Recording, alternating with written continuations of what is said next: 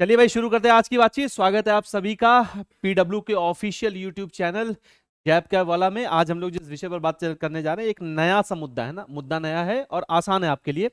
आज हम लोग जो चर्चा करेंगे वो मैकमिलन की इंडियन इकोनॉमी और इंडियन फाइनेंशियल सिस्टम की जो बुक्स हैं उनके पीछे जो क्वेश्चंस दिए गए हैं, हर यूनिट के पीछे जो क्वेश्चंस हैं उनका सॉल्यूशन जो है उस पर आज हम लोग डिस्कशन करने वाले हैं। देखिए, जो जो क्वेश्चंस पर आज मेरी बातचीत होगी वो Indian economy Indian financial system की मैकमिलन की जो आपकी स्टैंडर्ड बुक है, आप लोगों के लिए बहुत ज़्यादा स्टडी मटेरियल मार्केट में उपलब्ध नहीं है। मैकमिलन की जो स्टैंडर्ड बुक है हम लोग उसी को रिफर कर रहे हैं। उद्देश्य आज की बातचीत का ये है कि मैकमिलन में जो 4 मॉड्यूल है, module A, module B, module C, module D, Indian economy Indian financial system की बात हो रही है, तो इसके जो 4 मॉड्यूल हैं और हर मॉड्यूल में जितनी यूनिट्स हैं उनके पीछे जो क्वेश्चन दिए गए हैं उन पर मैं आपसे एक डिस्कशन कर लूं। तो आज हम लोग Indian economy Indian financial system Macmillan की मॉड्यूल ए के पीछे यानी हर यूनिट के पीछे जो क्वेश्चन है उस पर आज हम लोग डिस्कशन करने वाले हैं। पहली चीज तो ये। दूसरी बात यह है कि देखिए, जो क्वेश्चंस मैकमिलन की बुक के पीछे गए वो सिर्फ एक रेफरेंस के लिए, आपकी प्रैक्टिस के लिए है। वास्तव में आपके एग्जामिनेशन हॉल में मॉडरेट टू टफ टाइप के क्वेश्चंस आते हैं। ऐसे क्वेश्चंस आने की संभावना थोड़ी कम होती है, लेकिन हाँ, इनसे आप अपने कॉन्सेप्ट्स को फिर से रिवाइव कर सकते हैं, कॉन्सेप्ट को आप फिर से जीवित कर सकते हैं। दूसरी बात यह है कि अगर आप चाहते हैं थोड़ा बहुत क्विक रिवीजन जैसा, तो आप यहां से बहुत इजीली कर सकते हैं। तो आपको आज मॉड्यूल ई पर चर्चा हो रही है, ऐसे ही हम लोग मॉड्यूल बी, मॉड्यूल सी और मॉड्यूल डी पर चर्चा करेंगे। 2 हिस्सों में आज बटी हुई बातचीत होगी। पहला, हर मॉड्यूल में आज मॉड्यूल में क्या क्या यूनिट्स हैं, उनमें क्या क्या बातें रखी गई हैं, इस पर मैं थोड़ी सी चर्चा आपसे करूंगा। और फिर जो एमसीक्यूज दिए गए उन एमसीक्यूज पर तो उनका सॉल्यूशन और उनका डिस्कशन आज मेरा आपके साथ होना है। तो शुरू करें फिर आज की बात। Macmillan Indian economy Indian financial system, हर मॉड्यूल के हर यूनिट के पीछे जो क्वेश्चंस दिए गए हैं उन पर ये चर्चा शुरू हो रही है। चलिए बातचीत करते हैं क्या क्या बात होनी है आज हम लोगों की। क्लियर है? तो मैकमिलन बुक मैंने पहले बता दिया, Indian economy Indian financial system विषय है जिस पर मेरी आज आपसे चर्चा होनी है। और आज जो विषय हम लोग कवर कर रहे हैं, आज जो यूनिट कवर कर रहे हैं वो मॉड्यूल ए है। क्लियर है? मॉड्यूल ए के पहले यूनिट, दूसरी यूनिट सब पर बातचीत होगी। आपको पता है ये मॉड्यूल ए है आपका, और मॉड्यूल ए में कुल 11 यूनिट्स आपके साथ डिस्कशन के लिए आती हैं। क्लियर है? तो पहले देख लेते हैं कि आपके मॉड्यूल ए में क्या क्या चीजें रखी गई, कौन कौन सा टॉपिक रखा गया। पहली चीज तो ये। दूसरी बात ये है कि मॉड्यूल ए आपके पूरे Indian economy Indian financial system में इनमें वो टॉपिक्स रखे गए जो बहुत बेसिक टॉपिक्स हैं। मतलब कुल मिला के मॉड्यूल ए बाकी मॉड्यूल की तुलना में तुलनात्मक रूप से कंपैरेटिवली आपके लिए आसान यूनिट है। देखते हैं इसमें क्या क्या रखा गया। इंडियन इकोनॉमी का एक ओवरव्यू दिया गया है। इसमें आप लोगों को इंडियन इकोनॉमी को अलग अलग दशकों में बांट के समझाया गया कि क्या क्या हुआ है इंडियन इकोनॉमी में, सेक्टर्स क्या क्या है इंडियन इकोनॉमी के, भारतीय अर्थव्यवस्था में प्राइमरी सेक्टर क्या है, सेकेंडरी सेक्टर क्या है, टर्सरी सेक्टर क्या है, क्वाटरनरी सेक्टर क्या है, क्वाइनरी सेक्टर क्या है, उन पर क्या क्या चीजें हैं। ये सारी चर्चा आपके सेक्टर्स ऑफ इंडियन इकोनॉमी में होता है। आप में से जिसका भी कभी इंडियन इकोनॉमी कोई सब्जेक्ट रहा होगा, या आप लोगों ने अपनी प्रिपरेशन के दौरान जो कॉम्पिटेटिव एग्जामिनेशन में इकोनॉमी पूछी जाती है, अगर वो भी आप लोगों ने थोड़ा बहुत पढ़ा होगा, तो यहाँ पर ज्यादातर बातें ऐसी हैं इस मॉड्यूल में, मॉड्यूल ए में, जिनसे आप इत्मीनान से परिचित हैं। क्लियर है? इकोनॉमिक प्लानिंग और नीति आयोग का मतलब है पंचवर्षीय योजनाओं यानी 5 ईयर प्लानिंग्स की बात हुई है, प्लानिंग कमीशन की थोड़ी बहुत बातचीत इसमें, और स्पेशली जो बात हुई है वो नीति आयोग की हुई है। क्लियर है?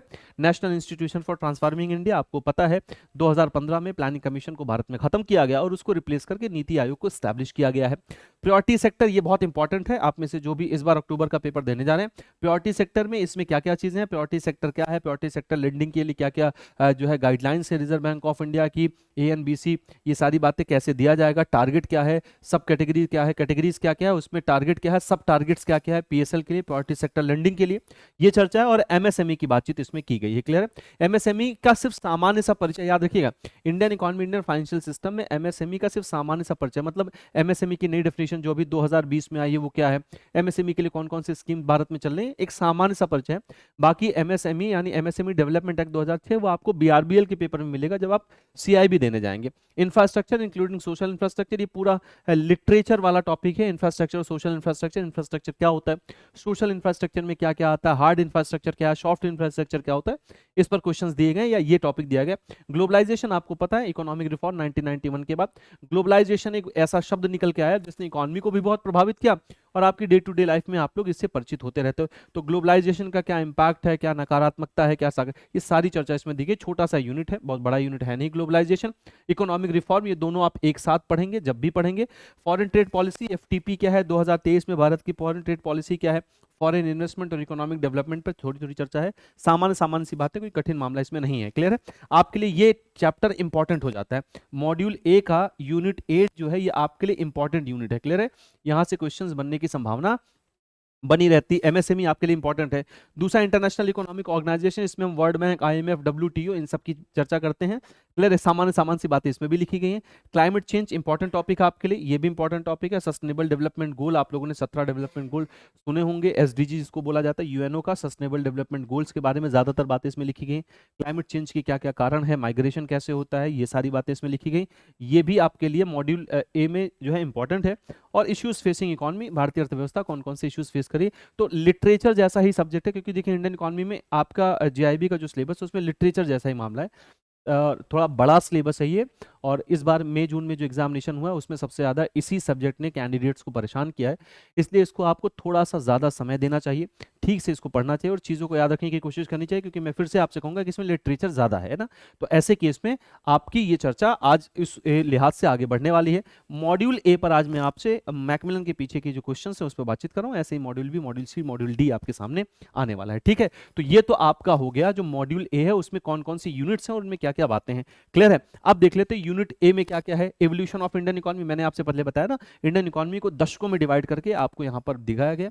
बेसिक कैरेक्टरिस्टिक्स क्या क्या है Indian economy, pre British period क्या था, आफ्टर ब्रिटिश पीरियड क्या है, इसमें बातचीत हुई है। 2008 तक की इसमें आपको चर्चा दिखेगी। और स्ट्रक्चरल चेंजेस क्या क्या है इकोनॉमी में, अब इन पे क्वेश्चंस क्या क्या है वो देख लेते हैं। चलिए, क्वेश्चंस आप लोगों को दिख रहा होगा। पहला है contribution of which sector is maximum to the Indian economy. 3 sectors हैं, मेनली 3 सेक्टर, अब तो किताबों में 5 सेक्टर छपके आ रहे हैं, चतुर्थक और पंचक भी आ गया, क्वाटनरी और क्वाटनरी सेक्टर भी है। सवाल ये contribution which sector is maximum to the Indian economy, देख लेते हैं एक फटाफट करके। प्राइमरी सेक्टर का, सेकेंडरी सेक्टर का, टर्सरी सेक्टर का। टर्सरी सेक्टर को आप सर्विस सेक्टर भी बोलते हैं, टर्सरी सेक्टर को सर्विस सेक्टर भी आप बोलते हैं। पूछा जा रहा है contribution which sector is maximum to the Indian economy, सबसे ज्यादा जो कंट्रीब्यूशन है वो किसका है, टर्सरी सेक्टर का है। सबसे कम किसका है, प्राइमरी सेक्टर का। और दूसरे नंबर पर किसका है, सेकेंडरी सेक्टर का। तो जो सही आंसर बन जाएगा वो क्या बन जाएगा, आपका सी आंसर सही आंसर बन जाएगा। मैं उस पर टिक लगाता चल रहा हूं जो बिल्कुल दुरुस्त आंसर है। ठीक साहब, एज पर द एग्नस मेडिसन डेटाबेस इंडियाज जीडीपी क्या है, global GDP was in 1600 AD, क्या है इसका सही आंसर। आप लोग भी बताते चलें, कुछ कुछ आप लोग भी बताते चलें फटाफट। क्लियर है, तो एग्नस क्या है, मेडिसन के डेटाबेस के अकॉर्डिंग जो है 1600 एडी में भारत की जीडीपी क्या थी। इसके लिए जो सही आंसर बन जाएगा वो क्या बन जाएगा, 10%, इसके लिए सही आंसर बन जाएगा। क्लियर है। और अच्छा, दूसरा क्वेश्चन देखो, यहाँ छूट गया। In terms of GDP purchasing power parity India's rank in the world 2022, 2022 में वर्ल्ड बैंक के अकॉर्डिंग भैया इंडिया की जो रैंक थी परचेजिंग पावर पैरिटी, इसको ट्रिपल पी कहा जाता है, वो क्या है, तो आपको ये पता होना चाहिए। अमेरिका और चाइना के बाद इंडिया की परचेजिंग पावर पैरिटी में जो हमारी रैंक है वो कौन सी रैंक है, तीसरी रैंक है। तो आंसर इसमें क्या बन जाएगा, बी। यहां पर भी आंसर क्या बन जाएगा, बी आंसर बन जाएगा। As per the World Bank classification Indian economy is, है ना, यहां पर इनकम के हिसाब से बात की जा रही है कि वर्ल्ड बैंक के हिसाब से जो इंडियन इकोनॉमी का क्लासिफिकेशन है वो कौन सी कैटेगरी में आता है। हम लोअर इनकम, लो इनकम में आते हैं, या लोअर मिडिल इनकम में आते हैं, या अपर मिडिल इनकम में आते हैं, या हाई इनकम में आते हैं। तो भारतीय अर्थव्यवस्था वर्ल्ड बैंक के अनुसार जिस उसमें रखी गई है, जिस क्लासिफिकेशन के अंतर्गत आती है, जिस क्लास, जिस कैटेगरी में रखी गई है, उसमें आपका आंसर क्या बन जाएगा, बी, लोअर मिडिल इनकम। एक बार इसको आप देख लें, इसका स्क्रीनशॉट लेना चाहे तो आप ले सकते हैं। ठीक है साहब, ठीक है। सर्विस सेक्टर हो गया, थर्ड हो गया, और हाँ, लोअर मिडिल इनकम ग्रुप देख लें एक एक करके। एज पर द एग्नस Maddison database India GDP global, इसका 10% नहीं, इसका सही आंसर होगा 23%। इसका सही आंसर होगा 23%। ठीक है, 23% जीडीपी के साइज के हिसाब से भारतीय अर्थव्यवस्था कौन से नंबर पर है, फिफ्थ इकोनॉमी है। क्लियर है, 2023 की बात हो रही है, 2023 की बात हो रही है। क्लियर, स्क्रीनशॉट लेना चाहे तो आप लोग ले सकते हैं फटाफट। चलिए, नेक्स्ट मुलाकात, नेक्स्ट यूनिट पर आते हैं। Sector of the Indian economy, इसमें सेक्टर्स की बात की जा रही है, प्राइमरी सेकेंडरी सेक्टर्स की बात इसमें हुई है। इंपॉर्टेंस क्या है प्राइमरी सेकेंडरी और टर्सरी सेक्टर का, देखिए यहाँ पर क्वाटनरी सेक्टर और क्वाटनरी सेक्टर, कई बार सवाल ये पूछा जाता है कि जो क्वाटनरी सेक्टर है वो किसका एक्सटेंशन है या वो किस में रखा जाता है। तो आंसर क्या बनेगा आपका, सर्विस सेक्टर। सर्विस सेक्टर को आप टर्सरी सेक्टर जैसे बैंकिंग हो गया और हॉस्पिटैलिटी हो गई, ये सब किस में आते हैं, सर्विस सेक्टर्स में आते हैं। डिफरेंस क्या क्या है इन सेक्टर्स में, एक आपको चार्ट मिलेगा आपकी मैकमिलन की बुक में, उसमें डिफरेंस क्लियरली बताया गया है। प्राइमरी सेक्टर का रेवोल्यूशन कैसा रहा है अलग अलग समय काल में, इस पर ये बातचीत हुई है। जीडीपी में क्या कॉन्ट्रीब्यूशन है आपके इन सेक्टर्स का, तो सबसे कम कॉन्ट्रीब्यूशन जीडीपी के हिसाब हिसाब से अगर हम देखेंगे तो प्राइमरी का, दूसरे नंबर पर सेकेंडरी का और तीसरे नंबर पर किसका, टर्सरी का। मैं आपको यहीं पर समझा दे रहा हूं ताकि जब आप इसका आंसर देखें तो इजीली आप इसका आंसर कर सके। क्लियर है? एग्रीकल्चर इंडस्ट्री है ना, एग्रीकल्चर को ही आप प्राइमरी सेक्टर बोलते हैं, इंडस्ट्री सेक्टर को ही आप सेकेंडरी सेक्टर बोलते हैं, सर्विस सेक्टर को ही टर्सरी सेक्टर बोला जाता है।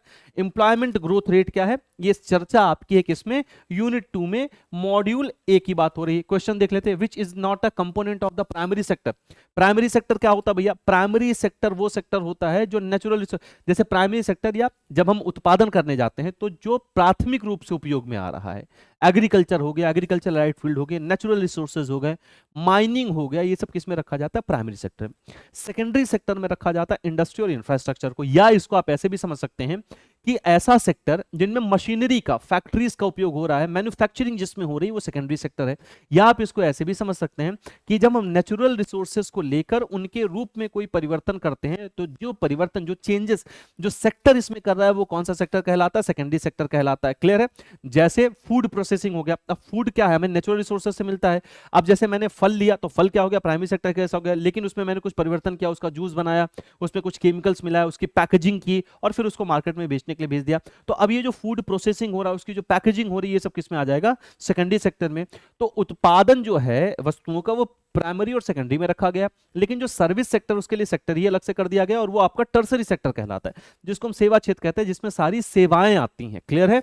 तो क्या कह रहा है, which not a component of the primary sector. जितनी बात मैंने आपसे बताई उस हिसाब से क्या क्या है भैया, एग्रीकल्चर प्राइमरी सेक्टर में आता है, फिशिंग प्राइमरी सेक्टर में आता है, फॉरेस्ट्री वनों से संबंधित प्राइमरी सेक्टर में आता है, कंस्ट्रक्शन प्राइमरी सेक्टर में नहीं आता, कंस्ट्रक्शन सेकेंडरी सेक्टर, इंफ्रास्ट्रक्चर। तो आंसर क्या बन जाएगा इसका, ये आंसर बन जाएगा quaternary sector is a part of, अभी पीछे मैंने आपको बताया कि जो चतुर्थक क्षेत्र वो किसका, देखिए क्वाटनरी सेक्टर में अमूमन जैसे विद्यालय वगैरह को रखा जाता है, ऐसे क्षेत्र जहां पर बौद्धिक कामकाज होता है, तो सर्विस सेक्टर का ही एक्सटेंशन आप इसको बोल सकते हो या सर्विस सेक्टर का ही मॉडिफाइड रूप आप इसको बोल सकते हो।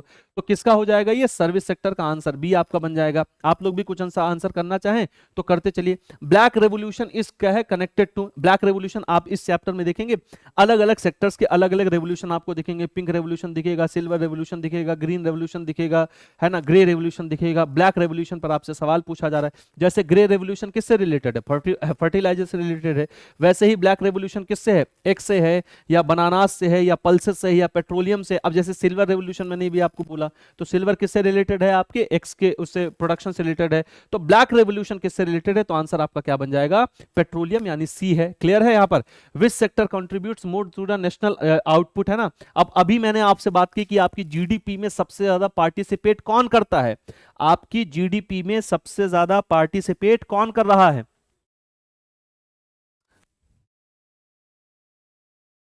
बताएं। अभी मैंने आपसे डिस्कशन किया है ना,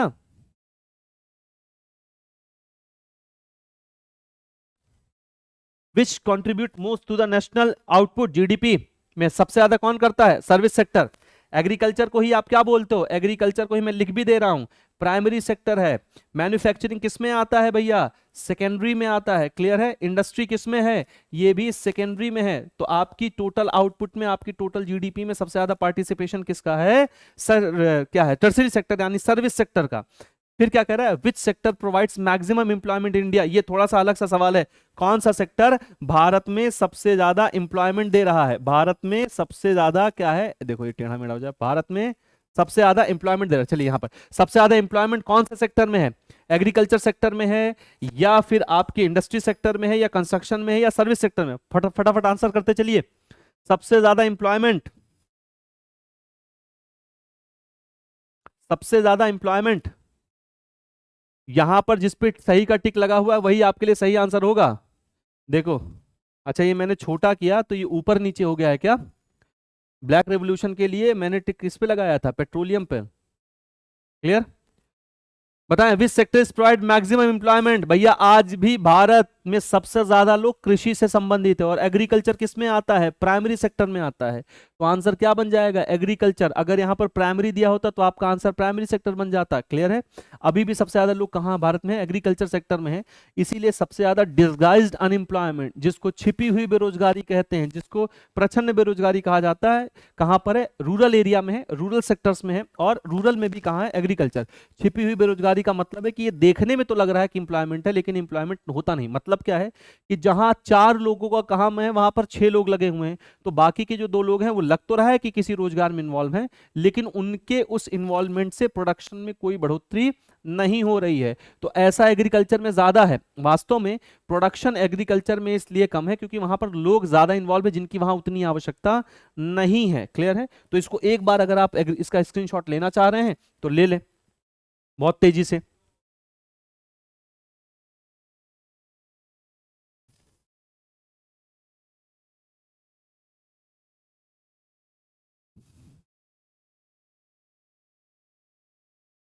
नेक्स्ट आते हैं, सी की तरफ आते हैं। यूनिट सी क्या कह रहा है? Economic planning. इसमें आपका इकोनॉमिक प्लानिंग यानी आर्थिक नियोजन की बात हो रही है।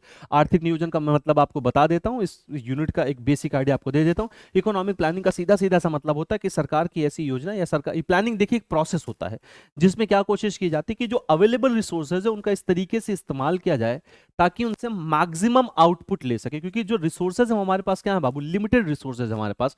तो अगर हम उनका अंधाधुंध उपयोग करेंगे तो ऐसे केस में हमारे पास रिसोर्सेज आज नहीं तो कल क्या हो जाएंगे, खत्म हो जाएंगे। इसीलिए तो इस टॉपिक में आपको एक शब्द मिलता है सस्टेनेबल डेवलपमेंट। सस्टेनेबल डेवलपमेंट क्या होता है?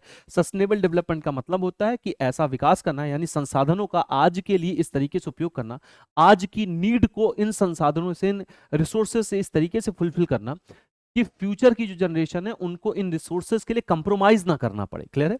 आज की आवश्यकताएं आप अपनी पूरी करें, रिसोर्सेज का आप इस्तेमाल करें, लेकिन उनको इस तरीके से इस्तेमाल करना चाहिए ताकि जो हमारी फ्यूचर जनरेशन है उन्हें ऐसे रिसोर्सेज के लिए कंप्रोमाइज ना करना पड़े। तो इसमें पंचवर्षीय योजनाएं क्या हैं, कौन कौन सी 5 ईयर प्लानिंग चली है, कौन कौन सी 5 ईयर प्लानिंग में क्या क्या टारगेट रहा है, कौन सी 5 ईयर प्लानिंग में कितना टारगेट अचीव हुआ है, और योजना आयोग क्या है, नीति आयोग क्या है, नीति आयोग कैसे काम करता है, इसकी सारी जानकारी आपको इस पूरे यूनिट में मिलने वाली है। तो इकोनॉमिक प्लानिंग की डेफिनेशन क्या है, प्लानिंग कितने प्रकार की होती है, क्लियर, इंपेरेटिव प्लानिंग क्या होती है, डायरेक्टिव प्लानिंग क्या होती है, सेंट्रलाइज्ड प्लानिंग क्या होती है, ये सब आपको मिलेगा। प्लानिंग का ऑब्जेक्टिव क्या है, हिस्ट्री क्या रही है इकोनॉमिक प्लानिंग की, भारत में पंचवर्षीय योजनाओं का इतिहास क्या रहा है, पंचवर्षीय योजना भारत में कहां से आई है। तो आपको पता है कि पंचवर्षीय योजनाओं का जो तरीका है वो कहां से लिया गया, यूएसएसआर से, जो आजकल क्या कहलाता है आपका, रशिया कहलाता है। फिर नीति आयोग के विषय में इसमें आपको जानकारी मिलेगी। जो योजना, अब चूंकि सरकार ने योजना आयोग इस 5 ईयर प्लानिंग के तहत योजनाएं डिजाइन कर दी हैं, तो उनको पूरा करने के लिए धन की भी आवश्यकता पड़ती है। तो इन योजनाओं को पूर्ण करने के लिए जो फाइनेंसिंग होती है, उस फाइनेंसिंग में क्या क्या आता है, कहाँ कहाँ से फाइनेंसिंग होती है, कौन से सेक्टर से सबसे ज्यादा फाइनेंसिंग आती है, उस पर अभी आगे क्वेश्चन है इस यूनिट में, तो उस पर अभी मैं बहुत ज्यादा डिस्कशन नहीं कर सकता। जब वो क्वेश्चन आएगा तो उस पर डिस्कशन करेंगे कि फाइनेंसिंग सबसे ज्यादा कहाँ से आ रही है और कौन कौन से सेक्टर से इनके लिए फाइनेंसिंग हो रही है। चलिए नेक्स्ट क्वेश्चन पर आते हैं, इसके क्वेश्चन पर आते हैं। Which among the following contribute the most to the plan financing in India. देखिए पहला ही क्वेश्चन है कि भारत में जो प्लान है उसकी फाइनेंसिंग भारत में कौन से सेक्टर से सबसे ज्यादा, इनमें से 3 ऑप्शंस में से सबसे ज्यादा कहां से पैसा आ रहा है प्लान को फाइनेंस करने के लिए, डोमेस्टिक बजटरी सोर्स से आ रहा है, या डेफिसिट फाइनेंसिंग से आ रहा है, या फॉरेन असिस्टेंस से आ रहा है। देखिए पहली बात तो ये तीनों ही सोर्सेज ऐसे हैं, ये तीनों ही सोर्सेज ऐसे हैं जहां से प्लान को फाइनेंस मिलता है। जो भारत में योजनाएं बनाई जाती हैं उनकी वित्त की व्यवस्था होती है साहब, तो ये तीनों ही है। तो अगर कभी आ गया कि इनमें से कौन से नहीं है, तो ये 3 हैं, इन तीनों को यही पहचान लीजिए। देखिए अब ये क्वेश्चन भले ही आपके बहुत आसान हो, बहुत जो है चिंटू टाइप के क्वेश्चन है, गोलू टाइप के क्वेश्चन है, लेकिन भैया यहां से एक नया क्वेश्चन डिजाइन किया जा सकता है और अच्छा प्रश्न बनाया जा सकता है। तो मेरा तो हमेशा ये मानना है कि प्रिपरेशन करते समय कोई भी चीज छोटी और कोई भी चीज बड़ी नहीं होती। हमारा एक ही टारगेट होता है कि जो भी हमारे एग्जामिनेशन के लिए अनावश्यक है उसे तो पहले छोड़ो, जो जरूरी नहीं उसे आप छोड़िए, उसे पढ़ने की आवश्यकता नहीं, क्योंकि समय कम होता है और आपको बहुत स्मार्ट स्टडी प्लान करना होता है। लेकिन जो आवश्यक हमारे लिए उसमें कुछ छोटा बड़ा नहीं होता है, उसमें हर बात पर हमें पूरा गौर करना चाहिए, हर बात को बहुत इत्मीनान से सुनना चाहिए और कोशिश करना चाहिए कि वो याद रहे। तो सबसे ज्यादा पैसा कहां से आता है, डेफिसिट फाइनेंसिंग। डेफिसिट फाइनेंसिंग को कहते हैं घाटे की वित्त व्यवस्था।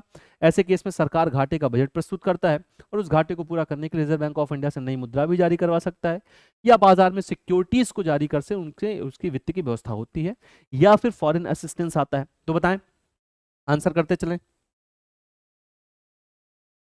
क्लियर है? तो इसमें जो सबसे ज्यादा आपका जो सबसे ज्यादा वित्त आता है वो कहां से आता है, डोमेस्टिक सोर्सेज से। क्लियर है?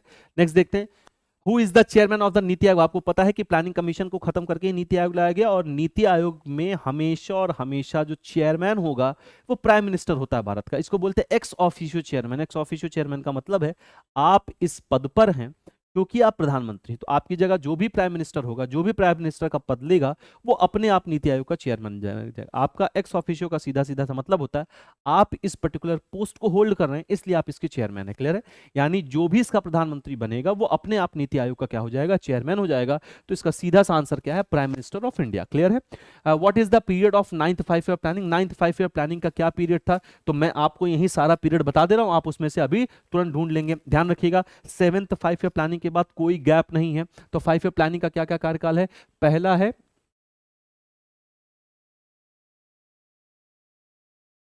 है 1951 से लेके 56। सेकेंड 5 ईयर प्लानिंग का टाइम पीरियड है 1956 से लेके 61।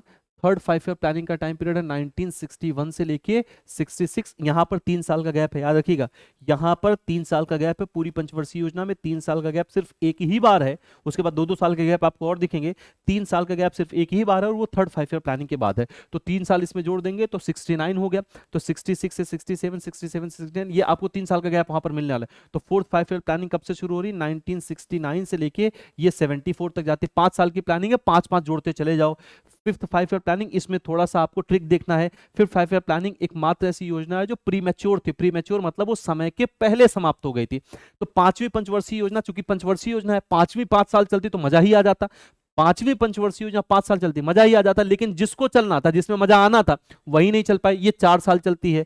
तो 1974 से ऐड करोगे तो कितना हो जाएगा? 78 हो जाएगा। फिर 2 साल का गैप है। 6 5 ईयर प्लानिंग है 1980 से लेके 1985 तक। 7th 5 ईयर प्लानिंग है 1985 से लेकर 90 तक। क्लियर है? 90 तक। फिर यहां पर देखिए 2 साल का गैप है। अब अगर आप देखोगे तो गैप ऑड नंबर पर खाली पड़ा है। अब ऑड नंबर तो पहला एक है, लेकिन एक पे कहां गैप हो पाएगा? वहां से तो शुरू ही हो रहा है। तो पहला गैप आप देखोगे पहले ऑड नंबर पर 3 पे पड़ रहा है। दूसरा गैप आप देखोगे 5वें पंचवर्षीय योजना के बाद पड़ रहा है, ऑड नंबर। आप तीसरा गैप देखोगे 2 साल का 7वीं पंचवर्षीय योजना के बाद पड़ रहा है, ऑड नंबर। तो ऑड नंबर के बाद है 3 साल का गैप। 5 2 साल का गैप। 7वीं पंचवर्षीय योजना के बाद फिर 2 साल का गैप। अब आप आ जाइए 8th 5 ईयर प्लानिंग। क्या है इसका टाइम पीरियड? यहां पर 2 साल का गैप है 1992 से लेकर 1997। नौवीं, अब कोई गैप नहीं है, 1997 से लेकर 2002 तक है। 10वीं पंचवर्षीय योजना है 2002 से लेकर 2007 तक। 11वीं पंचवर्षीय योजना 2007 to 2012 and the last 5 year planning, 12th 5 year planning was from 2012 to 2017। इसके बाद भारत में पंचवर्षीय योजनाएं बनाना बंद कर दिया गया। 12वीं पंचवर्षीय योजना भारत की अंतिम पंचवर्षीय योजना थी। तो भैया इसका क्या आंसर बन जाएगा? इसका क्या आंसर हो जाएगा? 9th 5 year planning. क्लियरली लिखा है 1992 से 1997 से लेके 2002। क्लियर है? 1997 से लेके 2002 तक था 9वीं पंचवर्षीय योजना। क्लियर है यहां पर? ठीक। क्या है? गरीबी हटाओ, है ना, एलिवेट पॉवर्टी। गरीबी हटाओ का नारा किस 5 ईयर प्लानिंग में है? तो मैं यूट्यूब पे कई बार पढ़ा चुका हूं और ये बहुत इंपॉर्टेंट भी है, पूछा खूब जाता है। 6 5 ईयर प्लानिंग है। स्क्रीनशॉट लेना चाहे तो ले लें, स्क्रीनशॉट लेना चाहे तो ले लें।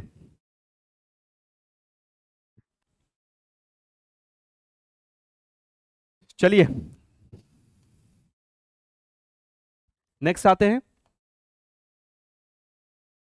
Role of priority sector and MSME in the Indian economy. Clear है? प्रायोरिटी सेक्टर्स क्या क्या है? प्रायोरिटी सेक्टर लेंडिंग के लिए क्या क्या टारगेट है, क्या सब टारगेट्स हैं पीएसएल के लिए, ये सारी चर्चा इसमें की गई है। प्रायोरिटी सेक्टर को डिफाइन किया गया है। एमएसएमई क्या है, एमएसएमई एक्ट क्या कहता है, थोड़ी बहुत चर्चा इसमें है। एमएसएमई का क्लासिफिकेशन कैसे हुआ है, कंट्रीब्यूशन एमएसएमई का क्या है, और एमएसएमई के लिए जो अलग अलग स्कीम्स चलाई गई हैं वो सारी चर्चा इस यूनिट में आपको देखने को मिलेगी। ये इंपॉर्टेंट यूनिट है भैया, ये आपके लिए पूरी यूनिट इंपॉर्टेंट है, इसको याद रखिएगा। आप में से जो भी अक्टूबर का पेपर देने जा रहे हैं उसको याद रखेंगे। पहला paper Indian economy, Indian financial system का ही है जेआईबी में। ठीक है साहब? आइए देखते हैं। Which among the following is not a priority sector? इनमें से कौन सा प्रायोरिटी सेक्टर का पार्ट नहीं है? मेरे बैंकर मित्र बताएं, इनमें से कौन सा प्रायोरिटी सेक्टर का पार्ट नहीं है? इंफॉर्मेशन टेक्नोलॉजी या सोशल इंफ्रास्ट्रक्चर या MSME, micro small and medium enterprises, कौन सा नहीं है? तो क्लियर है, सोशल इंफ्रास्ट्रक्चर पार्ट है एमएसएमई का, सॉरी इसका क्या नाम है, प्रायोरिटी सेक्टर का। एग्रीकल्चर पार्ट है प्रायोरिटी सेक्टर का, एमएसएमई पार्ट है प्रायोरिटी सेक्टर का, information technology part priority sector का नहीं। पूछा क्या जा रहा है, which among the following is not a part of priority sector. Priority sector का मतलब क्या है भैया, प्रायोरिटी सेक्टर का मतलब होता है कि हर बैंकों के लिए एक टारगेट है कि जो प्रायोरिटी सेक्टर्स आरबीआई ने डिसाइड किए हैं आपको अपने ऋण का एक निश्चित हिस्सा उसमें देना है। अब ये ऋण का कितना निश्चित हिस्सा आपको अपने कितना हिस्सा देना होगा ये तय होता है सबसे पहले तो आपकी ANBC कहते हैं ना, ANBC के अकॉर्डिंग ये तय होता है। उसके बाद जो आपका ऑफ बैलेंस शीट एक्सपोजर होता है दोनों में से जो हाई होता है उसके अकॉर्डिंग ये आपको पे करना होता है, यानी उसका आपको देना होता है। प्रायोरिटी सेक्टर का मतलब ये है कि ये ऐसे सेक्टर्स हैं जिनका डेवलपमेंट आपकी इकोनॉमिकल डेवलपमेंट के लिए बहुत ज्यादा आवश्यक है ना। मतलब इसमें ऐसा नहीं कि गरीब या कोई पिछड़ा क्षेत्र आ रहा है, ये एजुकेशन भी इसमें है, क्लियर है। तो ये ऐसा सेक्टर है जिसमें आपकी प्रगति होना आवश्यक है ना, जिनमें अगर आप अच्छा करते हैं तो आपकी इकोनॉमी को इससे बेहतर लाभ मिलेगा। प्रायोरिटी सेक्टर में उनको कुल रखा गया। इंफॉर्मेशन टेक्नोलॉजी उसमें नहीं है। As per the new definition of MSME, MSME की जो नई डेफिनेशन है 2020 में है भैया, याद रखिएगा, investment in plant and machinery और equipment does not exceed for a micro enterprises. Micro enterprises के लिए वो अपनी मशीनरी या इक्विपमेंट पर कितना खर्चा कर सकता है अगर वो माइक्रो इंटरप्राइजेस की कैटेगरी में आते हैं तो कितना कर सकते हैं भैया, 50 लाख है, 5 करोड़ है, या 10 करोड़ है, या 1 करोड़ है, बताएं फटाफट, आंसर करते चलो भैया, आंसर करते चलिए। एमएसएमई कितना है, देखिए इक्विपमेंट और मशीनरी के लिए माइक्रो इंटरप्राइजेस के लिए जो सही आंसर आपका बनेगा वो है 1 करोड़। स्मॉल इंटरप्राइजेस के लिए इसका 10 गुना कर दो, 10 करोड़ है। लेकिन जो क्या नाम है मीडियम इंटरप्राइजेस है उनका मशीनरी और इक्विपमेंट पर जो कुल खर्चा हो सकता है वो 50 करोड़ तक का हो सकता है, उससे ऊपर नहीं। और उनका जो टर्नओवर होगा, ये बात हो रही किसकी, मीडियम इंटरप्राइजेस की, वो एक साल में 250 करोड़ है। ठीक है साहब, चलिए तो आंसर क्या बन गया इसका दूसरा। Which is not one of the pillars of the Make in India programme. इनमें से कौन सा मेक इन इंडिया का हिस्सा नहीं है। New process, new infrastructure, new sector, new government थोड़ी मेक इन इंडिया में आएगा। न्यू गवर्नमेंट अगर मेक इन इंडिया में आ जाएगा, क्या रोज रोज नई गवर्नमेंट बदलेंगे। तो इसको आपने चाहे पढ़ा हो चाहे ना पढ़ा हो भैया, आप अगर इसमें थोड़ी बुद्धि लगाओगे तो अपने आप ही पता चल जाएगा। आंसर इसमें क्या बन जाएगा, सी आंसर बन जाएगा। चलिए, विच among the following is not part of PLI sector, है ना, production link investment scheme, production linked investment scheme कौन कौन नहीं है इसमें बताएं। फार्मास्यूटिकल्स नहीं है, या स्पेशलिटी स्टील नहीं, या फूड प्रोडक्शन नहीं, एग्रीकल्चर नहीं है, बताते चले भैया। बहुत आसान आसान सा क्वेश्चन मैं आपसे पूछ रहा हूं, बहुत आसान आसान सा प्रश्न आपसे पूछा जा रहा है। चलिए, इसमें क्या है आंसर, एग्रीकल्चर। एग्रीकल्चर इसमें नहीं, स्क्रीनशॉट लेना चाहे ले लें इसका, जिनके पास बुक ना हो या जिन्होंने नहीं ली है वो स्क्रीनशॉट इसका ले सकते हैं। मैं 1 सेकंड के लिए आगे हट जा रहा हूं।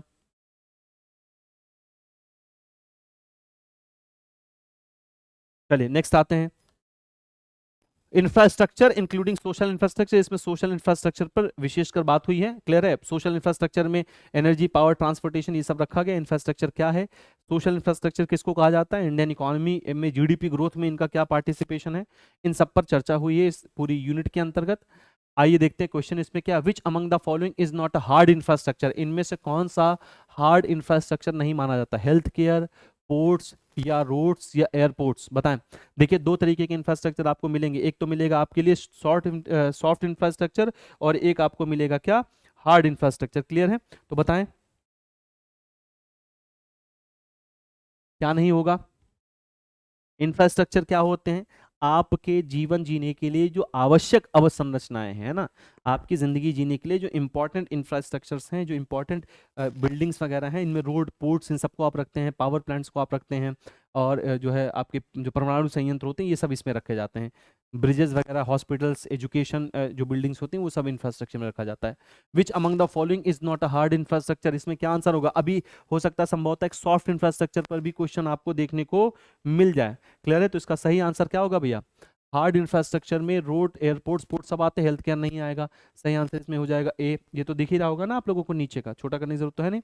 आगे क्या कह रहे हैं, which among the following is not a green infrastructure. Green infrastructure में क्या नहीं आता है, तो वाइल्ड लाइफ सेंचुरीज आएगा, बर्ड सेंचुरी आएगा, टाइगर रिजर्व आएगा, नेशनल हाईवेज नहीं है।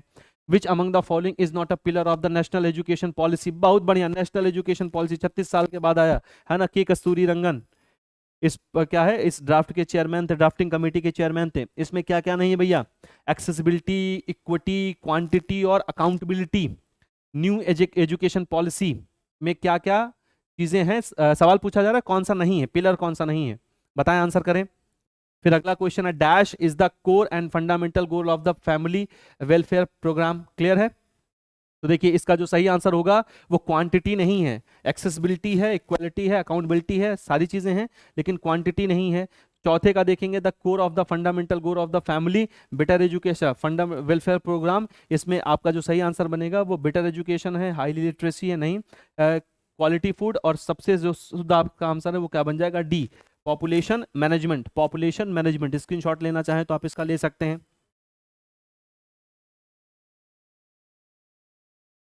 ठीक, मैं इसको बड़ा कर दे रहा हूं ताकि आप लोगों के पास आंसर मौजूद रहे।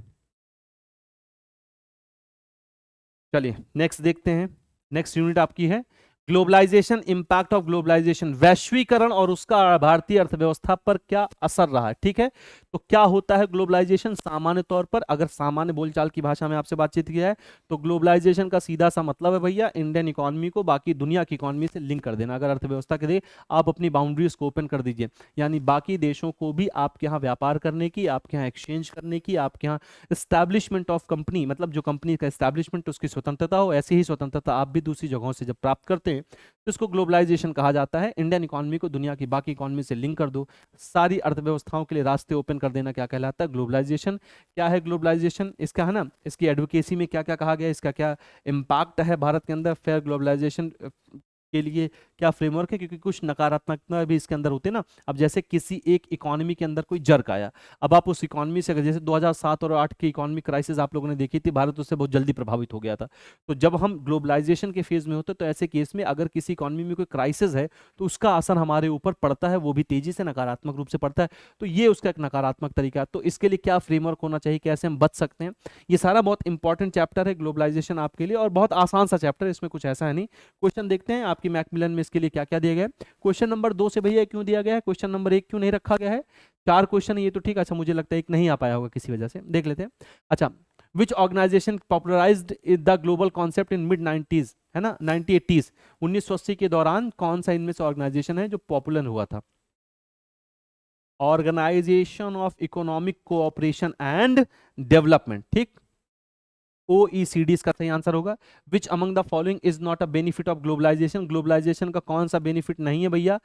टेक्नोलॉजी ट्रांसफर होता है, बिल्कुल होता है। जॉब क्रिएशन, जब बाहरी कंपनी आपके देश में आएंगी तो जॉब क्रिएशन होगा, इस समय आप इसका बड़ा क्रेज भी देख रहे हैं। इकोनॉमिक डेवलपमेंट बिल्कुल होता है, इकोनॉमिक डेवलपमेंट के लिए ही तो भैया ग्लोबलाइजेशन की शुरुआत की गई थी, ताकि दूसरी अर्थव्यवस्थाओं से भी हम लाभ ले सकें। और पॉलिटिकल स्टेबिलिटी का ग्लोबलाइजेशन से कोई लेना देना नहीं है। Which among the following is not a benefit of globalisation, तो आपका सही आंसर इसमें क्या बन जाएगा, B, political stability, sorry C है, पॉलिटिकल स्टेबिलिटी का कोई लेना देना नहीं। Which among the following is not a protectionism measures, है ना, तो प्रोटेक्शनिज्म मतलब का संरक्षणवाद का क्या मेजरमेंट है, इंक्रीज टैरिफ, इंक्रीज कोटा, क्या है, नॉन टैरिफ बैरियर्स और इंक्रीज कैपिटल अकाउंट कन्वर्टिबिलिटी। तो इसमें क्या आंसर बनेगा, ये तो ये मजेदार क्वेश्चन है भैया, इस क्वेश्चन को देख लीजिए, ये इंपॉर्टेंट क्वेश्चन है।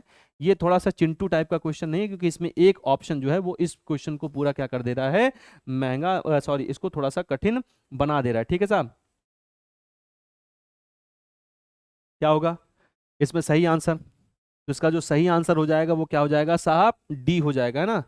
कोटा इंक्रीज करना प्रोटेक्शनिज्म है। संरक्षणवाद क्या कहता है भैया, आप कोटा, है ना, कोटा निर्धारित कर देना, इससे ज्यादा आप इंपोर्ट एक्सपोर्ट नहीं कर सकते, संरक्षण होता है। क्लियर है, टैरिफ को बढ़ा देना, जब ज्यादा टैरिफ हो जाएगी वस्तु के इंपोर्ट पर, जब टैरिफ ज्यादा देना पड़ेगा तो इंपोर्ट कम होगा, आपकी जो घरेलू वस्तुएं आप उनको प्रोटेक्ट कर सकते हैं। लेकिन convertibility of capital account, convertibility of capital account क्या है, देखिए सामान्य भाषा में समझा दो भी तो पूरा डिस्कशन नहीं यहाँ किया जा सकता। कन्वर्टिबिलिटी ऑफ कैपिटल अकाउंट का सीधा सा मतलब होता है कि जब आप फॉरेन, आप जैसे आपकी जो सिक्योरिटीज हैं, अगर आप उनको फॉरेन सिक्योरिटीज के साथ ट्रेड कर सकते हैं, क्लियर है, अगर हम उनका एक्सचेंज कर सकते हैं तो कैपिटल अकाउंट आज जब आप बैलेंस ऑफ पेमेंट पढ़ते हैं तो वहाँ करंट अकाउंट और कैपिटल अकाउंट आप पढ़ते हैं। कैपिटल अकाउंट में अक्सर ऐसे ट्रांजेक्शन्स को रखा जाता है जिन पर लाइबिलिटी क्रिएट हो रही होती है, जो रेगुलर बेसिस पर अमूमन नहीं हो रहे होते हैं। ठीक है साहब, जिन पर आपका कोई ना कोई दायित्व क्रिएट हो रहा होता है। तो यहां पर क्या बन जाएगा आंसर आपका, डी बन जाएगा, सही आंसर है ना, डी आपका क्या है, सही आंसर बन जाएगा। नेक्स्ट मूव करते हैं, इकोनॉमिक रिफॉर्म्स, क्लियर है, ये वही 1991 का इकोनॉमिक रिफॉर्म है। इसमें आपको लिबरलाइजेशन, प्राइवेटाइजेशन, ग्लोबलाइजेशन तीनों की बातचीत मिलेगी, कैसे हुआ है, उस समय की क्या स्थितियां थी इकोनॉमिक रिफॉर्म के समय 1991, जिससे प्रधानमंत्री वीपी नरसिम्हा राव साहब और मनमोहन साहब संबंधित है। इसको राव मनमोहन मॉडल कहा जाता है।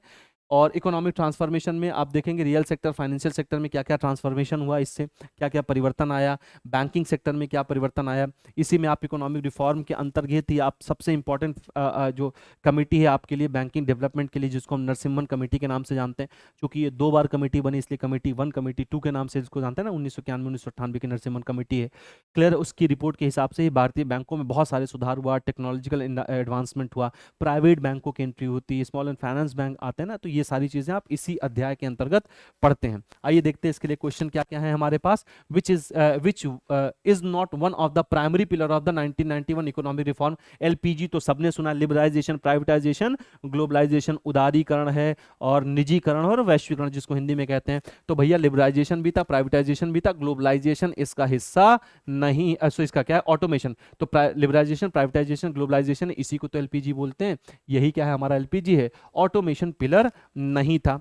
Narasimhan committee of financial sector reforms, अभी बताया नरसिम्हन कमेटी किससे रिलेटेड है भैया, क्या इंश्योरेंस सेक्टर के डेवलपमेंट से रिलेटेड है, या बैंकिंग या कैपिटल मार्केट यानी पूंजी बाजार, या मनी मार्केट यानी मुद्रा बाजार। मनी मार्केट क्या होता है, शॉर्ट टर्म सिक्योरिटीज का मार्केट है, जबकि कैपिटल मार्केट क्या है, लॉन्ग टर्म सिक्योरिटीज का मार्केट होता है। अब किससे संबंधित है, क्या बीमा से संबंधित है, डेवलपमेंट के लिए बना था, बिल्कुल नहीं साहब। तो आंसर अभी आपको बताया क्या है, बी, यानी बैंकिंग सेक्टर से। नरसिम्हन कमेटी बैंकिंग सेक्टर के डेवलपमेंट से। अगर आप इसका स्क्रीनशॉट लेना चाहें तो बहुत तेजी से ले लें।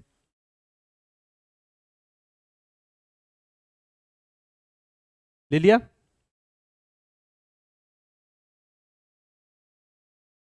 चलो नेक्स्ट बढ़ते हैं। Which is not part of, क्या है, सुपरवाइजरी रिफॉर्म्स, कैमल्स, वाह चलिए, कैमल्स, सुपरवाइजरी स्टैंडर्ड्स हैं CAMELS. Capital adequacy, asset quality management, earning, liquidity और सेंसिटिविटी टू मार्केट रिस्क इसका पूरा नाम है। तो नाम तो मैंने पूरा पढ़ दिया।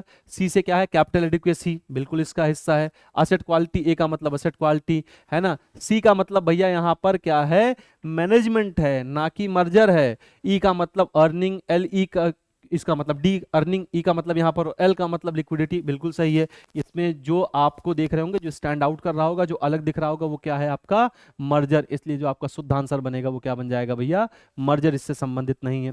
विच among the following is not an instrument used by Indian corporate sector to access fund from international capital market. Bharat के बाहर के जो पूंजी बाजार है वहां से फंड एक्सेस करने का, वहां से फंड लेने का, इनमें से कौन सा रास्ता नहीं है। अमेरिकन डिपॉजिटरी रिसिप्ट, आपको पता है, जो अमेरिकन इन्वेस्टर्स के लिए अमेरिकी बाजार में जारी किए जाते हैं, क्लियर है। दूसरा है ग्लोबल डिपॉजिटरी रिसिप्ट, ऐसी ग्लोबल डिपॉजिटरी रिसिप्ट जो अमेरिका के, भारत के बाहर इशू किए जाते हैं उनके इन्वेस्टर्स के लिए। तो ये तो दोनों आपके लिए क्या है, foreign investment, foreign fund raise करने का तरीका है। और एफसीसी भी बिल्कुल है। आईपीओ नहीं होते सर। आईपीओ क्या होता है, इसको बोलते हैं इनिशियल पब्लिक ऑफरिंग। आप लोग कैपिटल मार्केट में इसको पढ़ते हैं। इनिशियल पब्लिक ऑफरिंग का मतलब होता है जब कोई भारतीय कंपनी भारत के अंदर पहली बार मार्केट में अपने शेयर्स को जारी कर रही है, वो इसके पहले कभी जारी नहीं किए गए, तो ये न्यू सिक्योरिटीज होती हैं, फर्स्ट टाइम इशूड सिक्योरिटीज होती हैं, इनको आईपीओ कहा जाता है।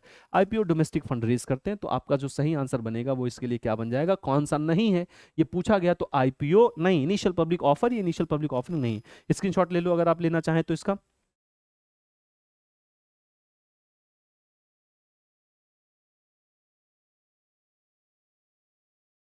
नेक्स्ट आते हैं, फॉरेन ट्रेड पॉलिसी, एफटीपी इसको कहा जाता है। इसमें आपको एफटीपी 2023 में क्या क्या चीजें आई हैं ये आपको देखने को मिलेगा, क्लियर है।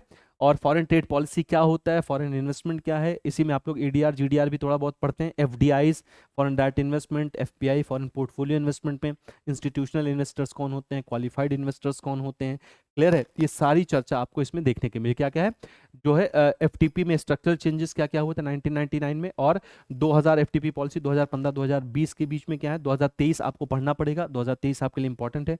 फॉरेन ट्रेड पॉलिसी उसको पढ़ लीजिएगा, क्लियर है। FDI, FII and recent trends क्या है, इसमें एफडीआई और एफआईआई के विषय में आपको बातचीत बताई गई है। आइए देखते हैं इसमें क्या क्या आपके लिए क्वेश्चंस रखे गए हैं, ठीक है। 2 हिस्सों में बटा हुआ क्वेश्चन, इसलिए 2 क्वेश्चन यहाँ पर, 2 क्वेश्चन अभी आपको आगे मिलेंगे। The foreign trade policy 2015 to 2020 targeted to increase India's merchandise and service export, है ना।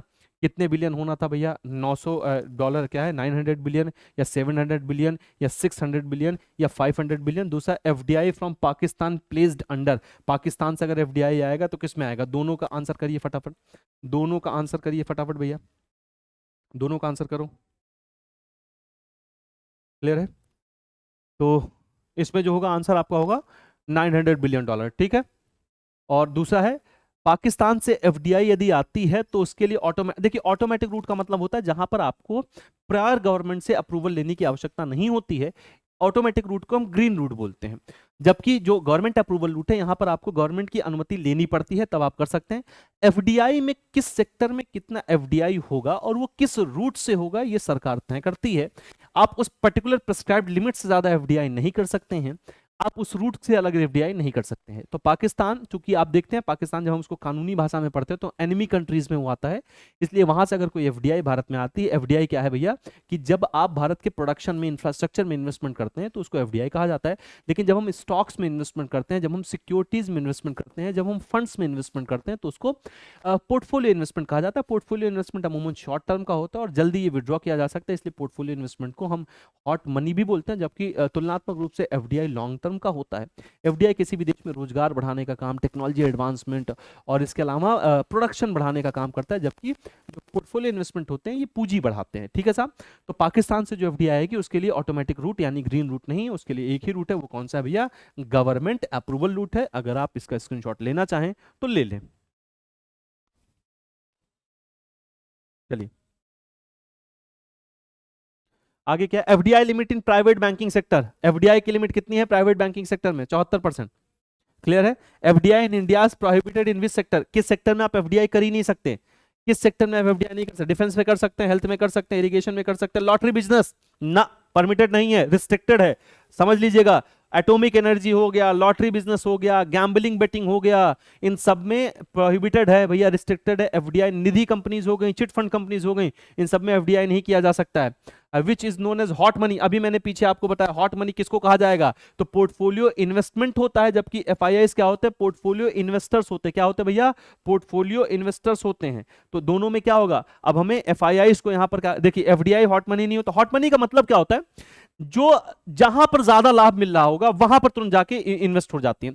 मतलब जो प्राइस डिफरेंस है दो मार्केट के बीच में, जैसे मैंने भारत के मार्केट में स्टॉक में इन्वेस्टमेंट कर रखा है, अब मुझे भारत के बाजार से उस इन्वेस्टमेंट पर लाभ नहीं दिख रहा है, बल्कि भारत के अलावा किसी दूसरे स्टॉक एक्सचेंज में अगर मुझे उससे लाभ दिख रहा है तो मैं यहां पर उसको इन्वेस्ट करता हूं, उसको विड्रॉ करूंगा और वहां पर जाके लगा दूंगा। तो ये क्या होता है? तेजी से मूव करते रहते हैं, तो इसलिए इनको क्या कहा जाए? तो हॉट मनी। आंसर क्या बन जाएगा यहां पर आपका? ए। क्लियर है? Hot money. अब अगर आपका आंसर भैया यहां पर मान लेते एफआईआई नहीं दिया होता, खाली एफपीआई आंसर दिया होता, तो आपका पोर्टफोलियो इन्वेस्टमेंट आंसर बन जाता। नेक्स्ट क्या है? International economic organisation. इसमें इंटरनेशनल जो इकोनॉमिक ऑर्गेनाइजेशंस हैं जो आर्थिक क्षेत्रों में काम करते हैं, जैसे वर्ल्ड बैंक हो गया, तो वर्ल्ड बैंक के जो 5 संस्थाएं, कौन कौन सी संस्थाएं इसमें? अभी खैर इस पे क्वेश्चन बना हुआ है आगे, संभवतः हाँ क्वेश्चन होगा इसमें, इसलिए मैं संस्थाओं का नाम नहीं बताऊंगा। 5 संस्थाएं, उस 5 संस्थाओं में से सवाल बनता है। क्लियर है? तो वर्ल्ड बैंक क्या है, आईएमएफ क्या आपको पता है? वर्ल्ड बैंक और आईएमएफ को ब्रिटेन वुड ट्विंस कहा जाता है। द्वितीय विश्व युद्ध के बाद ब्रिटेन वुड कॉन्फ्रेंस के बाद इन दोनों का जन्म हुआ था। इन्हें ब्रिटेन वुड्स की जुड़वा बहनें भी कहते हैं। तो इन ऑर्गेनाइजेशंस के विषय में सामान्य बातें इसमें लिखी गई हैं। ये आप अपनी आईबीपीएस की तैयारी के दौरान या बाकी स्टेट गवर्नमेंट के लिए प्रिपरेशन अगर आपने की होगी तो उस दौरान भी आप इनको क्या करते रहे साहब? पढ़ते रहे हैं। ठीक है, चलिए क्या है इसमें देख लेते हैं, क्वेश्चंस क्या क्या इसमें रखे गए हैं। चलो देख लेते हैं क्या। When did India become a member of IMF? पहली बात तो IMF यानी इंटरनेशनल मॉनेटरी फंड, जिसका हेडक्वार्टर क्या है? न्यूयॉर्क में है। वॉशिंगटन डीसी, न्यूयॉर्क मुझसे निकल गया, माफ करिएगा, वॉशिंगटन डीसी में है। अभी G20 की समिट भारत में हुई है। इसकी जो चेयरपर्सन है वो आई थी क्रिस्टलिना जॉर्जिया, इसकी चेयरपर्सन है भाई साहब इस समय। और IMF और वर्ल्ड बैंक दोनों यानी IBRD दोनों का फाउंडर मेंबर रहा है भारत। 1945 में जब IMF की स्थापना होती है, इंटरनेशनल मॉनेटरी फंड की स्थापना होती है, भारत इसका सदस्य बन जाता है। इसलिए आपका सही आंसर क्या बनेगा? 1945। ठीक है साहब, जब इसकी स्थापना होती है 1945 में इसकी स्थापना, ये भी याद रख लेना। विच is not one of the basket of 5 currencies used in SDR? Special drawing rights SDR 1969 में आईएमएफ ने शुरू की थी। एसडीआर का दूसरा नाम पेपर गोल्ड है। एसडीआर का एक और नाम है जिसको आप बोलते हो करेंसी ऑफ आईएमएफ। एसडीआर का एक और नाम है जिसको आप बोलते हो बास्केट ऑफ करेंसीज। इसमें कुल 5 करेंसीज है। सवाल ये पूछा गया कौन सी करेंसी नहीं है, तो यूएस डॉलर है, जापानीज येन है, चाइनीज रेनमिनबी है, लेकिन कैनेडियन डॉलर इसका हिस्सा नहीं है। कनेडियन डॉलर इसका हिस्सा नहीं है, कनेडियन डॉलर इसका हिस्सा नहीं है। सबसे ज्यादा वेटेज किसका है इस 5 करेंसीज में? तो डॉलर का है। सबसे कम वेटेज किसका है इस 5 करेंसीज में? तो पाउंड का है। क्या भारत इस एसडीआर का हिस्सा है? तो भारत साहब इस एसडीआर का हिस्सा नहीं है। ठीक है, इसको बोलते हैं special drawing rights. India is not one of the founder member of which of the World bank institution? India इनमें से किसका वर्ल्ड बैंक ग्रुप का मेंबर नहीं है? तो इसका पूरा नाम क्या है? IBRD, Indian international bank for reconstruction and development कहा जाता है। आईडीए, इंटरनेशनल डेवलपमेंट एसोसिएशन इसको बोलते हैं। मिगा, मल्टीलेटरल इन्वेस्टमेंट गारंटी एजेंसी इसको बोलते हैं। आईसीए, इंटरनेशनल फाइनेंस कॉर्पोरेशन इसको बोलते हैं। तो ये 4 संस्थाएं तो मेंबर हैं ही। एक अभी मैं आपको बता दे रहा हूं, इसका क्या आंसर होगा? इंडिया क्या है? Is not one of the founder member of which of the World bank group? तो इसका सही आंसर क्या है? मिगा। मिगा का फाउंडर मेंबर भारत नहीं था। ठीक है साहब। अब वर्ल्ड बैंक ग्रुप में कुल 5 हैं, 4 तो आपके सामने हैं, एक है क्या आपका? ICSID। क्लियर है? इसका पूरा नाम है international centre for settlement and investment dispute. Clear है? इन पांचों को मिला के वर्ल्ड बैंक कहा जाता है। तो वर्ल्ड बैंक ना असल में एक ग्रुप है, world bank is a group. इन पांचों को मिला के वास्तव में जो वर्ल्ड बैंक कहलाता है वो international bank for reconstruction and development और आईडीए को मिला के कहा जाता है वर्ल्ड बैंक। है ये पांचों संस्थाओं का समूह। ठीक है, अब इसमें से वर्ल्ड बैंक का हेडक्वार्टर कहां है? आपका वहीं वाशिंगटन डीसी में ही है। Which nation is not member of the organisation of petroleum exporting countries? OPEC का कौन मेंबर नहीं? ओपेक का कौन मेंबर नहीं? ओपेक में से कितने 13 देश मेंबर इसमें बने? ओपेक उन देशों का समूह है जो पेट्रोलियम को एक्सपोर्ट करते हैं, मतलब जिन देशों में पेट्रोलियम बहुत भर भर के है, कुआं नल सब है, उन देशों का समूह है। तो कुवैत इसका मेंबर है, सऊदी अरबिया इसका मेंबर है, कतर इसका मेंबर, सॉरी यूएई इसका मेंबर है, लेकिन कतर इसका मेंबर नहीं है। लेकिन कतर इसका मेंबर नहीं है। अब थोड़ा सा नीचे वाला कट रहा है, तो हमको साहिल ने सिखाया है कि ये कैसे होगा सर, आप इसको ऐसे कर दीजिएगा। देखो हमारा ये हो गया काम बढ़िया। तो is India is member of the regional comprehensive economic partnership? क्या India international comprehensive economic partnership का हिस्सा है? बताएं, आंसर बताएं भैया।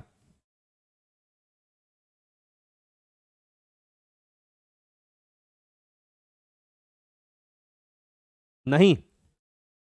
क्या है आंसर? नहीं। स्क्रीनशॉट लेना चाहे ले लें जल्दी से, स्क्रीनशॉट लेना चाहे तो ले लें।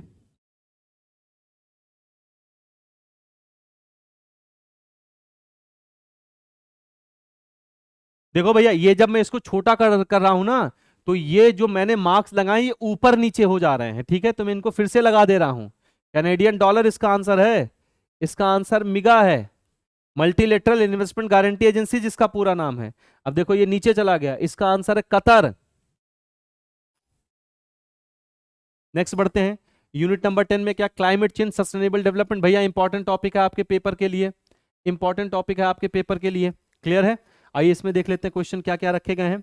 Which section of the companies act 2013 provides legal support of CSR? CSR का पूरा नाम क्या होता है? Corporate social responsibility. कॉर्पोरेट जो इस समाज से ले रहे हैं अपने उत्पादन के लिए, अपने कामकाज के लिए, उन्हें उस समाज में कुछ वापस भी करना चाहिए। कॉर्पोरेट सोशल रिस्पॉन्सिबिलिटी डिफाइन कहाँ हुआ है? सेक्शन 135 में, कंपनीज एक्ट में। क्लियर है? पहले इसको छोटा कर लेते हैं क्योंकि फिर हमारा ऊपर नीचे मार्क हो जाएगा।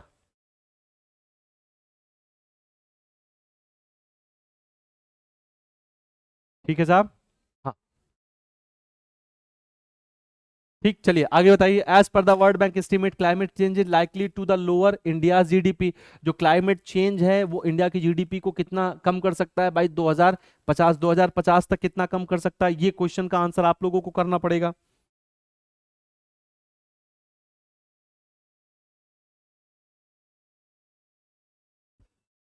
बताएं, बताएं भैया। अरे देखिए मैं यहाँ पर कर दे रहा हूँ, देखिए यहाँ पर है ये 5%, इसको याद रखिएगा क्योंकि ये बार बार हिल जा रहा है।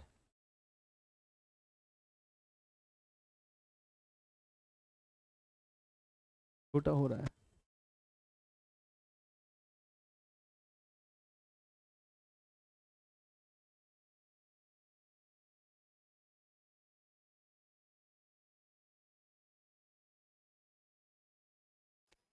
छोटा नहीं हो रहा है।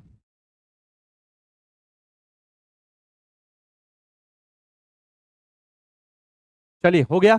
अब आइए देखते हैं, as per the World Bank estimate climate change is likely to lower India GDP 2050 तक कितना कर सकता है भैया, तो आपका आंसर क्या बन जाएगा इसका, 2.8% है। Which of the Indian state lead to the SDG, SDG का मतलब है सस्टेनेबल डेवलपमेंट गोल, यूएनओ के कितने गोल हैं, 17, इसको याद रखिएगा, बहुत इंपॉर्टेंट है ना।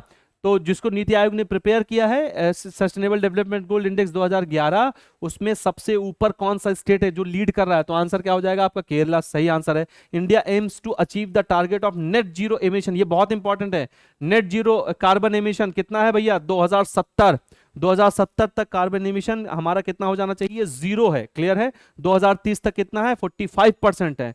To limit global warming at क्या है, 1.5 degree centigrade, scientist recommend by the 2030 global emission should be cut by क्या है, कंपेयर टू 2010 लेवल्स, कितना होना चाहिए इसमें, आंसर आपका बन जाएगा साहब ए, यानी 45%। देख लीजिए, इसको स्क्रीनशॉट लेना चाहे तो ले सकते हैं आप लोग, बहुत जल्दी करिए।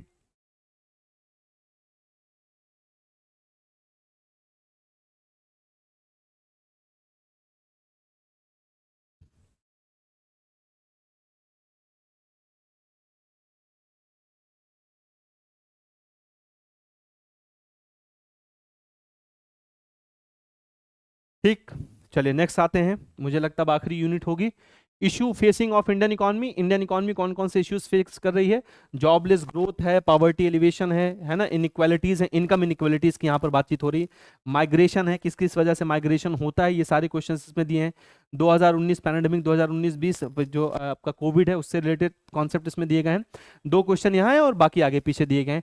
As per the IMF WEO April 2023, name of the world fastest growing major economy in 2022, ये तो आप यूट्यूब वगैरह पे देखते होंगे कि दुनिया में इस समय सबसे बढ़ती हुई अर्थव्यवस्था कौन सी है, तो हमारा प्यारा भारत है, इंडिया, आंसर हो जाएगा आपका एक, क्लियर।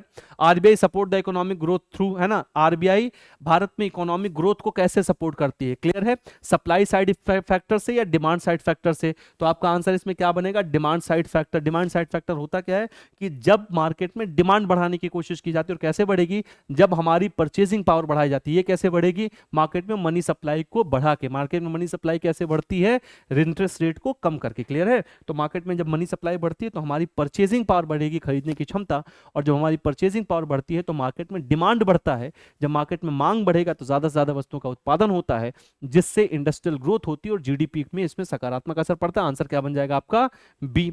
नेक्स्ट क्वेश्चन देख लेते हैं इसमें, as per Planning Commission estimate 2011 12% of population below poverty line in rural areas, और दूसरा क्वेश्चन है as per the World Inequality Report 2022, है ना, top 10% of the India's earn of the national income, clear है। दोनों question का answer आप लोग करिए फटाफट।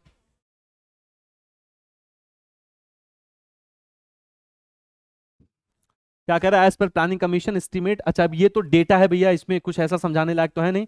तो below poverty line rural areas में 2011-12 का जो प्लानिंग कमीशन का डेटा है उसमें कितने परसेंट बिलो पॉवर्टी लाइन है, तो 25.7% है। अब ये आगे बदल भी सकता है। एज पर द वर्ल्ड क्या है, inequality report top 10% of Indians earn, है ना, क्या कह रहा है, जो वर्ल्ड इनइक्वालिटी रिपोर्ट है, अब इंडिया की इसमें रैंक कितनी है बताइए जरा, इंडिया की रैंक इसमें कितनी है, देखिए इसको एक बार चेक कर लीजिएगा, 122-23 क्या है, 6 रैंक का सुधार हुआ है। 10% of Indian earns of the national income, तो भारत का जो कुल नेशनल इनकम उसमें टॉप 10% अकेले कितना अर्न करते हैं, तो आंसर क्या हो जाएगा आपका 57%, आंसर क्या हो जाएगा आपका 57%। स्क्रीनशॉट लेना चाहे तो ले सकते हैं, स्क्रीनशॉट लेना चाहे तो ले सकते हैं, हट जा रहा हूं मैं, ठीक। तो 11 यूनिट थी इसमें, आज के लिए आपके लिए इतना ही। आगे मैं ऐसे ही आपको एमसीक्यू के माध्यम से कुछ बातें हम लोग समझेंगे, समझाएंगे, और मॉड्यूल भी आपको बहुत जल्दी ही मिलने वाला है एमसीक्यू के थ्रू, जो मैकमिलन के पीछे दिया हुआ है। आप इसको जरूर पढ़िएगा क्योंकि रेफरेंस के लिए बड़े अच्छे क्वेश्चन से, आसान है, थोड़ा सा मुश्किल है ऐसा एग्जामिनेशन में आना क्वेश्चन, लेकिन आप इससे रिवाइज कर सकते हैं। ये आपके लिए, आपको इत्मीनान से पूरा कॉन्सेप्ट बताने की कोशिश मैं आपको करूंगा। मॉड्यूल बी अभी आपके साथ आना बाकी है। आज के लिए इतनी ही बात रखते हैं। Indian economy, Indian financial system पे हमारी जो चर्चा हुई है वो मैकमिलन जो आपकी स्टैंडर्ड बुक है Indian economy, Indian financial system, उसमें जो पीछे क्वेश्चंस दिए गए मॉड्यूल ए के सारे यूनिट को हम लोगों ने आज कवर किया। आज के लिए इतना ही, बहुत बहुत धन्यवाद क्लास, बेस्ट ऑफ लक।